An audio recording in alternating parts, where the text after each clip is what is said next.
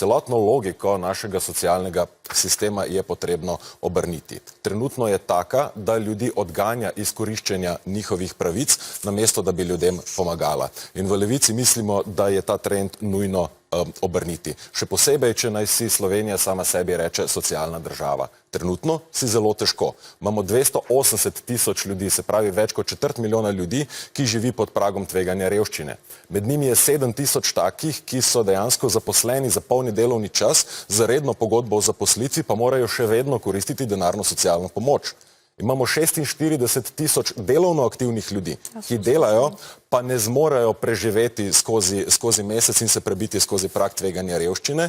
Daleč najhujša slika je pa med upokojenci, zlasti med revnimi upokojenkami na podeželju. 92 tisoč takih upokojencev je, ki živijo pod pragom tveganja revščine, pa še nekaj 10 tisoč otrok in tako naprej. Skratka, to so grozljive številke, grozljiva statistika, ki pa nam pove naslednje, kako je potrebno revščino reševati. Tako, da se dvignejo najnižje pokojnine, tako, da se dvignejo najnižje plače in tako, da se dvigne denarna socialna pomoč. To so trije ključni ukrepi, kako zagotoviti ljudem temeljni dohodek, temeljno varnostno mrežo, da nikoli ne bojo ostali sami in da jih nikoli država ne bo pustila na cedilu.